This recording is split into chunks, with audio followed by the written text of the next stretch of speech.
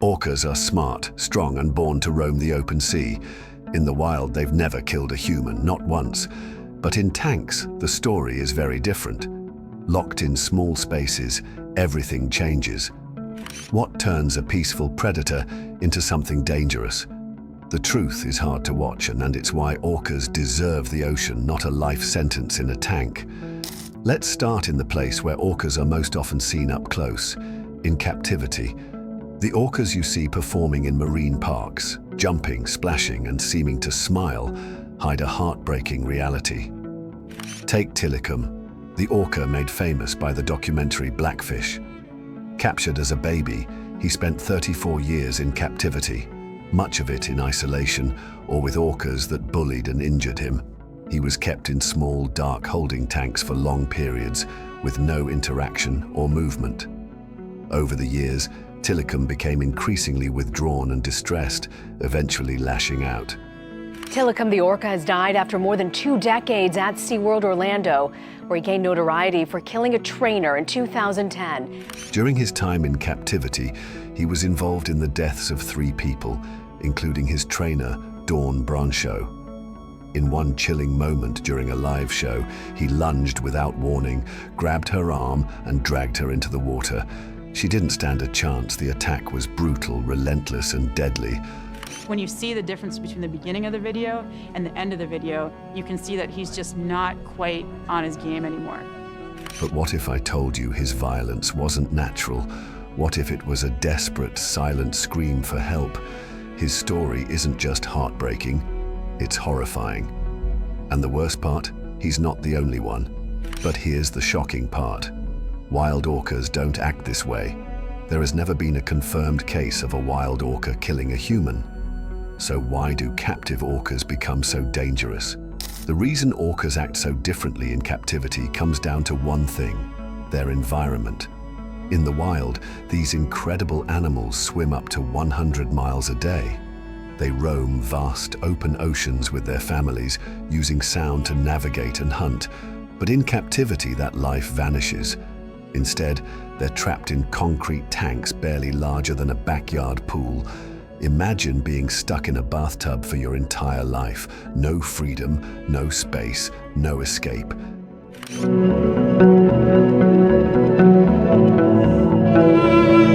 These tanks don't just limit where they can go, they take away the mental stimulation they need. One clear sign of this unnatural life is the way their dorsal fins collapse.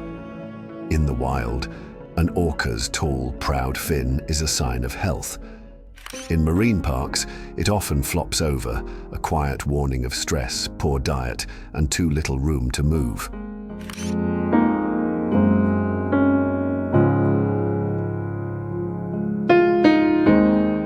Over time, things get worse. Trapped in these tight, artificial spaces, many orcas begin to show troubling behaviors. They swim in endless circles with nowhere else to go. Some bang their heads against the walls. Others float for hours, still and silent. These aren't random actions. They're signs of deep mental pain, an emotional breakdown in real time. It only gets worse. Some orcas chew metal bars until their teeth break, leaving open wounds that get infected. Others bite at concrete walls or rub their skin raw against rough tank surfaces. Some slam their bodies again and again into the sides of the tank, as if trying to escape a life they were never meant to live. That's truly heartbreaking. Now here's where things get fascinating. They not only killed, but also, in many more cases, saved human lives and portrayed their heroic instincts. Wild orcas have helped humans. In Alaska, a pod once surrounded a lost diver and kept sharks away until help arrived. In New Zealand, the swimmer has shared the water with orcas who gently nudged them, curious and calm, more like playful puppies than predators.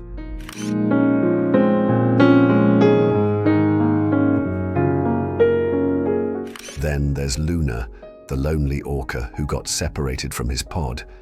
He made friends with people on boats, always looking for connection, never causing harm.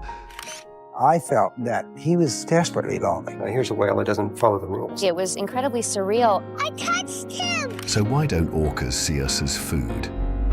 The answer is simple. We're not on their menu. Orcas have cultures. Some groups only eat fish, others hunt seals.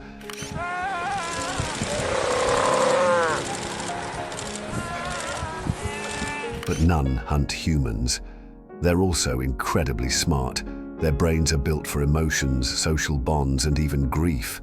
They seem to know we're different and not a threat. Now, a new mystery unfolds off the coasts of Spain and Portugal. Orcas are attacking boats, sinking some, leaving scientists scrambling for answers. What's driving this behavior? And could it mean the rules are changing?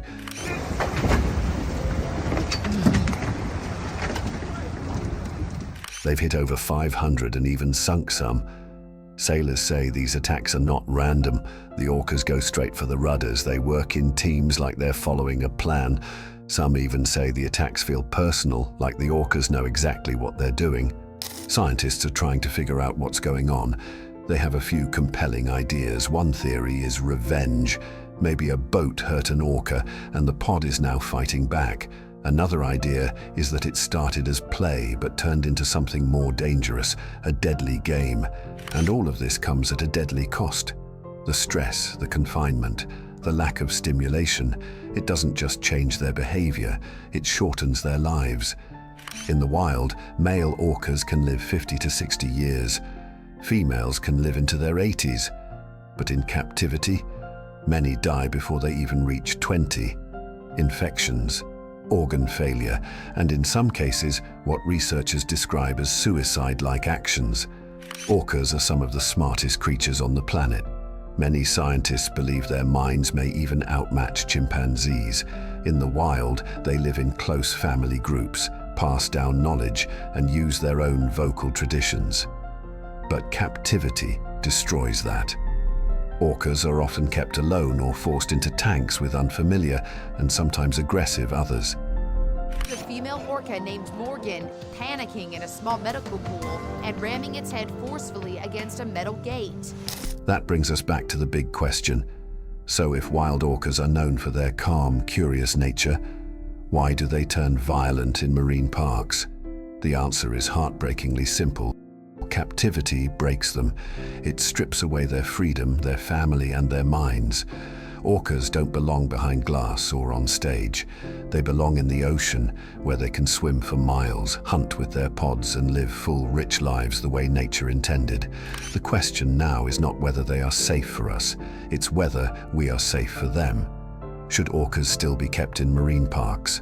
Let us know in the comments below.